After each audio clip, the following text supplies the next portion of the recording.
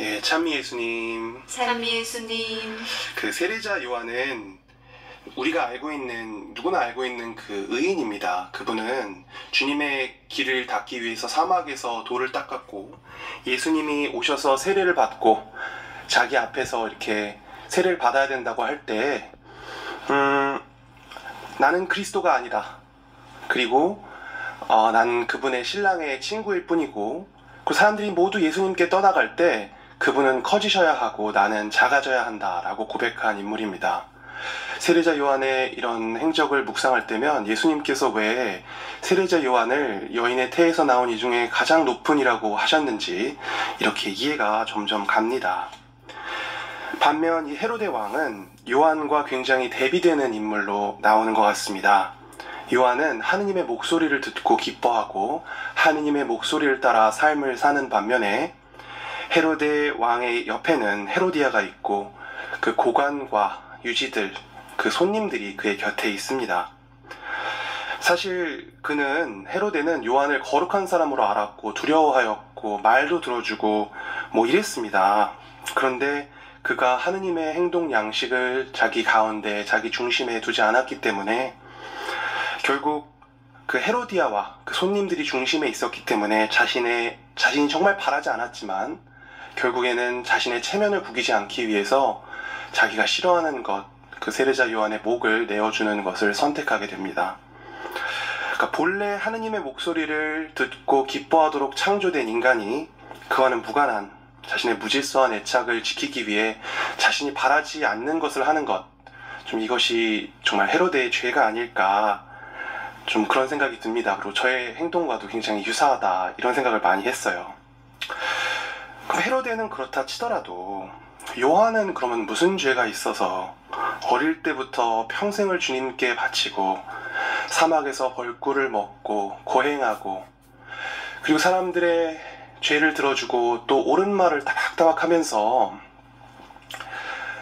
박해도 받고 그리고 결국에는 그러면은 그런 모든 것을 해서 다 삶이 굉장히 멋있었느냐?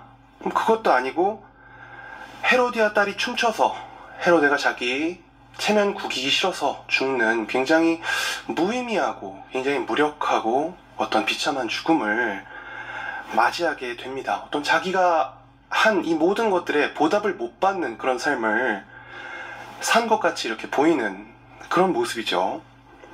참 희한한 것이 예수님도 그렇고 요한도 그렇고 우리 삶이 안겨주는 아주 무력함, 그 의미 없고 무력한 순간들을 하느님의 힘을 빌어서 해결하려고 하지 않습니다.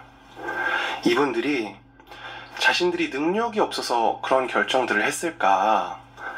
근데 그거는 아니라는 생각이 들어요. 오히려 이런 의미 없고 어리석어 보이고 그런 무의미한 순간들이 자신의 영혼을 해칠 수 없고 하느님의 목소리를 듣고 기뻐하는데 아무런 문제가 없다는 것을 알려주려고 그런 결정을 한 것 아닌가라는 생각이 듭니다.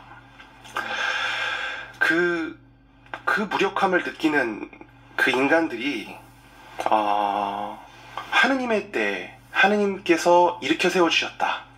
이거는 사실은 예수님의 십자가 사건에서 더 풍성히 드러나는 것이죠.